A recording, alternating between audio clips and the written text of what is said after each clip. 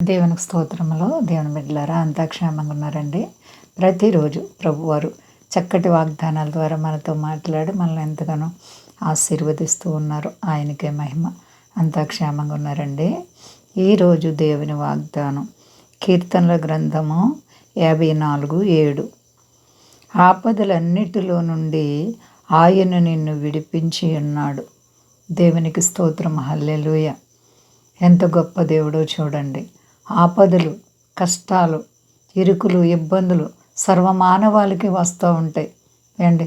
ఆపదల్లో నుంచి ఎవరు మనల్ని విడిపించగలరు? ఎవరు మనకు సహాయం చేయగలరు? ఏ ఆపదలు?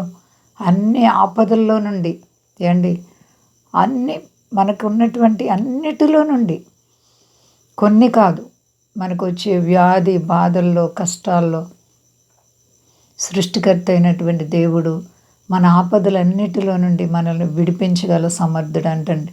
ఆయన విడిపిస్తే ఎవ్వరు కూడా ఆపలేరు. ఆయన ప్రేమ అంతము లేనిది.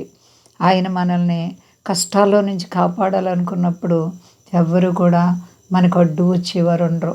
సాతాను అనేక విధాలుగా అగ్ని బాణాలు వేసి మనల్ని ఇబ్బందులకు గురి చేస్తూ ఉంటాడు. కానీ ఆపదలన్నిటిలో నుండి కాపాడడానికి ఇష్టపడే దేవునికి మనం భయపడితే, దేవుని యందు విశ్వాసం కలిగి ఉంటే ఆయన నీకు మనసుకు నెమ్మదిస్తారు, నీకు తొందరలన్నీ తొలగిస్తారు, నీకు సంతోషాన్ని కలుగజేస్తారు. మనసు కృంగిపోతున్నప్పుడు ఎవరు మనకు సహాయం చేస్తారండి? ఎవరు మన ఆపదలు ఆదుకుంటారనగా సృష్టికర్త అయినటువంటి మహాదేవుడు.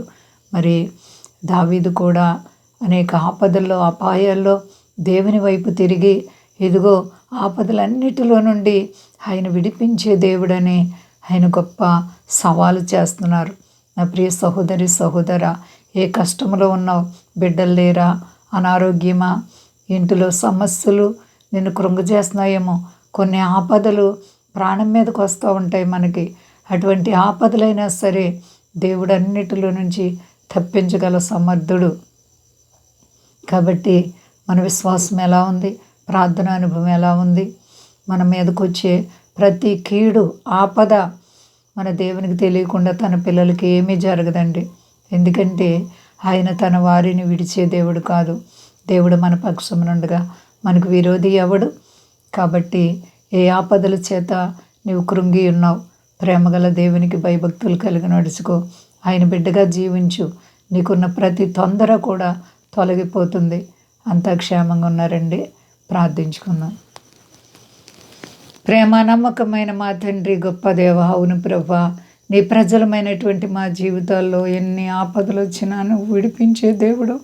నీ కుడి ప్రక్కన నేను నీకు నీడగా ఉంటానని వాగ్దానం చేసావు. అవును తండ్రి, నైనా నీ ప్రజలమైన మా పక్షంగా మీరుంటే చాలు ప్రభా. ఆపదలు, అపాయాలు మనుషులకు అందరికీ వస్తాయి, కానీ తప్పించి వారు ఎవరున్నారు? నీ ఒక్కడివే మా రక్షకుడా. నీకు స్తోత్రాలు తండ్రి. మా దేశాన్ని, దేశ నాయకులను కాపాడండి. సర్వ ప్రజలను కాపాడండి. స్వదేశాలు బిడ్డలను కాపాడండి. ఎవరే కష్టాలు, ఆపదలు ఉన్నారో యేసు నామములో విడుదల కలుగును గాక. రోగులైన వారిని స్వస్థపరిచి, అక్కర్లోని వారికి తీర్చండి. సర్వ ప్రజల్ని చల్లగా కాపాడండి అయ్యా. ఇదిగో తండ్రి, నాయన ఈ ఉదయకాలం మా ప్రార్థన అంగీకరించి నాయన ఎటువంటి కీడు, శోధన వాటిల్లకుండా బిడ్డలందరికీ సమాధానం, నెమ్మదిచ్చి, సంతోషం ఇచ్చి మహిమ పొందు. శక్తి గల యేసయ్య నామమున అడుగుచున్నాను తండ్రి. ఆమేన్. అందరికీ వందనాలండి. మా కొరకు, పరిచర్య కొరకు అందరూ ప్రార్థించండి. ప్రభువారు మిమ్ములను, మీ బిడ్డలు, మీ కుటుంబాలను దీవించి ఆశీర్వదించును గాక. ఆమేన్.